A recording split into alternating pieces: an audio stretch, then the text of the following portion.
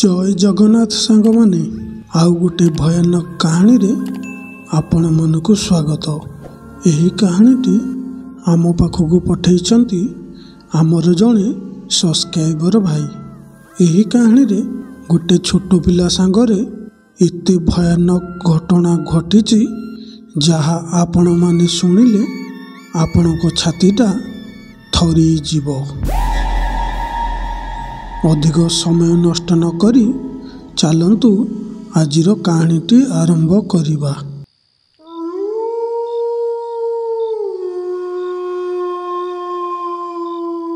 बादल आउ ममता दुहिंकर गोटे 6 मासर पुओ थिला। पुओ हेइथिबारु स्वामी स्त्री दुहें बहुत खुशी थिले। हेले गोटे दिन तांको पुओर देह बहुत खराब होबाकू लागिला। सेतेबेलकू टाइम होइथाए राति 9टा। हेले मेडिकल गाँ ठारू बहुत दूर थिला। जेतेबेले बादल ता पुओ को धरी मेडिकल को नबा पाई घरु गोड़ काढ़िला सेतेबेले तार मन पड़िला गाँ मशाणी कथा। काहेकि ना गाँ बाहर को जीवाकू हेले गाँ मशाणी रास्ता देई जीवाकू पड़िबो। पुणी गोटे कौंल पिलाटू साथी रे नहीं सेई मशाणी रास्ता देई जीवाकू हबो। बादल एसबू भाबी तार छातीटा टिके थरी गला।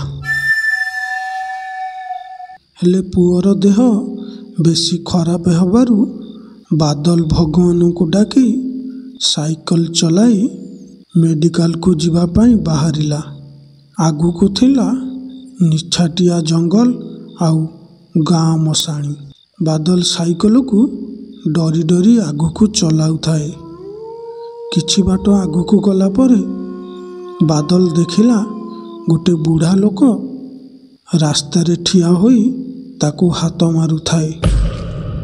से बुढ़ा लोकटी ताको हाथ देखाई कहु थाए, ए बाबू टिके रह, ए काठ गोछाटा मो मुंड को टिके टेकी दे। बादल सेठारे रहिया पाई तार इच्छा नथिला। हेले बुढ़ा लोकटी को साहाଯ୍ୟ करिबा पाई ता पाखरे बादल अटकिला। आउ जेतेबेले बादल से बुढ़ा लोकटीर मुंड को काठ गोछाटे टिकिबा पाई तळକୁ नईची हठात से बुढ़ा लोकटी सेठारु कुआड़े गायब होइगला। बादल सब देखी टिके चमकी पड़िला। आउ सी जानी सारिथिला जे सी कोनोसी लोक नथिला, सी थिला गोटे बहुरूपी डाहाणी।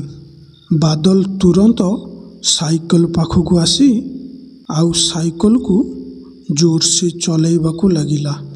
बादल जोर से साइकल चलाउथिबारु हठात तार साइकल रो चेन खसी गला। बादल जेतेबेले ता साइकल रु ओल्हेई तार साइकल रो चेन लगाउथिला सेही समय रे बादल पछपटू धाई धाई आसुथिला बादल रो स्त्री ममता। ताकू देखी बादल पचारिला, ममता तमे एठिकी केमिति आसिलो? बादल रो ए कथा सुनी ता स्त्री ममता कहिला, चलो एठू जल्दी चलो, आम पछरे सी आसुची। ए कथा सुनी बादल आउ ता स्त्री से जागारू आगु को दौड़ाकू लगिले। बादल ता पुओ को धरी आगरे दौड़ू थाए आउ तार पछरे ता स्त्री ममता भी दौड़ू थाए। एमिति किछि बाट दौड़ला समय रे ममता बारंबार कहू थाए, बादल मते पुओ को देई दियो, तमे दौड़ी दौड़ी थकी गलणी। ममता बारंबार ए कथा कहूथिबारु बादल ता पुओ को ममता हाथ को देई देला। बादल ता पुओ को ता स्त्री को देला परे पुणी सी आगो को दौड़ाकू लगिला। हेले बादल रो स्त्री ତା ପୁଅକୁ ଧରିଲା ପରେ ସେଇଠାରେ ଛିଡ଼ା ହୋଇଗଲା। ବାଦଲ ଯେତେବେଳେ ପଛପଟକୁ ବୁଲି ଦେଖିଛି, ବାଦଲର ପାଦ ତଳୁ ମାଟି ଖସିଗଲା।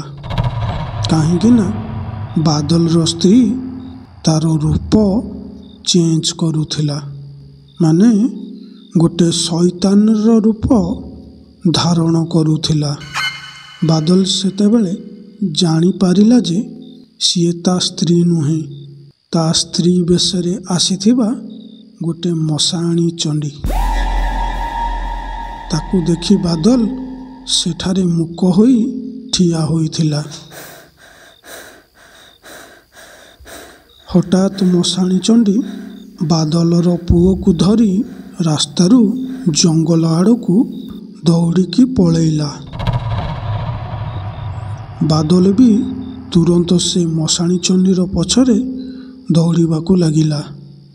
ବାଦଲ ଏସବୁ ଦେଖି ତା ଆଖିକୁ ବିଶ୍ୱାସ କରିପାରୁନଥାଏ, କାହିଁକି ନା ଯାହାକୁ ସେ ସ୍ତ୍ରୀ ଭାବି ତା ପୁଅକୁ ତା ହାତକୁ ଦେଇଥିଲା, ସିଏ ତା ସ୍ତ୍ରୀ ନଥିଲା, ସିଏ ଥିଲା ଗୋଟେ ମଶାଣି ଚଣ୍ଡୀ। କିଛି ସମୟ ଖୋଜିଲା ପରେ ହଠାତ୍ ବାଦଲ ଯାହା ଦେଖିଲା, ତା ପାଦ ତଳୁ ମାଟି ଖସିଗଲା। କାହିଁକି ନା କିଛି ସମୟ ଆଗରୁ ଯେଉଁ ବୁଢ଼ା ଲୋକଟି ତାକୁ କାଠ ଗୋଛା ମୁଣ୍ଡକୁ ଟେକିବା ପାଇଁ କହୁଥିଲା, ଆଉ ସେଠାରୁ କୁଆଡ଼େ ଗାୟବ ହୋଇଯାଇଥିଲା, ସେଇ ବୁଢ଼ା ଲୋକଟି ତା ପୁଅକୁ କୋଳରେ ଧରି ରାସ୍ତା କଡ଼ରେ ବସିଥିଲା ଆଉ ତାକୁ ଗେଲ କରୁଥିଲା। ବାଦଲ ଯେତେବେଳେ ସେ ବୁଢ଼ା ଲୋକଟି ପାଖକୁ ଯାଇ ତା ପୁଅକୁ ମାଗିଲା, ହଠାତ୍ ସେ ବୁଢ଼ା ଲୋକଟି ମଶାଣି ଚଣ୍ଡୀର ରୂପ ନେଲା ଆଉ ତା ଲମ୍ବା ହାତ ବଢ଼େଇ ବାଦଲର ତଣ୍ଟିକୁ ଜୋରସେ ଚିପିବାକୁ ଲାଗିଲା। ଠିକ୍ ସେହି ସମୟରେ ଗୋଟେ ବାଇକ୍ ବାଲା ସେଇ ରାସ୍ତା ଦେଇ ଆସୁଥିଲା। ହଠାତ୍ ସେ ମଶାଣି ଚଣ୍ଡୀ ବାଦଲର ପୁଅକୁ ଛାଡ଼ି ସେଠାରୁ କୁଆଡ଼େ ଗାୟବ ହୋଇଗଲା। ସେ ବାଇକ୍ ବାଲା ବାଦଲକୁ ଦେଖି ତାକୁ ପଚାରିଲା, ତମର ଏ ଅବସ୍ଥା କେମିତି ହେଲା? ବାଦଲ ତା ପୁଅକୁ ଧରି ତୁରନ୍ତ ତା ବାଇକ୍ରେ ବସି କହିଲା, ଭାଇ ତମେ ଏ ଜାଗାରୁ ଆଗେ ଚାଲ, ତାପରେ ମୁଁ ତୁମକୁ ସବୁ କଥା କହିବି। ଆମକୁ ଟିକେ ମେଡ଼ିକାଲରେ ଛାଡ଼ିଦିଅ। ତାପରେ ସେମାନେ ସେଠାରୁ ତୁରନ୍ତ ମେଡ଼ିକାଲକୁ ଚାଲି ଆସିଲେ ଆଉ ବାଦଲ ତା ପୁଅକୁ ମେଡ଼ିକାଲରେ ଦେଖାଇ ଭଲ କରି ଘରକୁ ନେଇ ଆସିଲା ଆଉ ତା ସାଙ୍ଗରେ ଘଟିଥିବା ସବୁ ଘଟଣା ତା ସ୍ତ୍ରୀ ମମତାକୁ ସବୁ କହିଲା। ସେଇଦିନ ଠାରୁ ବାଦଲ ରାତିରେ କେବେ ହେଲେ ଗାଁ ବାହାରକୁ ଯାଏ ନାହିଁ। ସାଙ୍ଗମାନେ, ଆଜିର କାହାଣୀଟି ଆପଣମାନଙ୍କୁ କେମିତି ଲାଗିଲା କମେଣ୍ଟ ବକ୍ସରେ ନିଶ୍ଚୟ ଜଣାଇବେ। ଆଉ ଚ୍ୟାନେଲକୁ ନୂଆ ଆସିଥିଲେ ସବସ୍କ୍ରାଇବ୍ କରିବା ପାଇଁ ଜମାରୁ ଭୁଲିବେନି।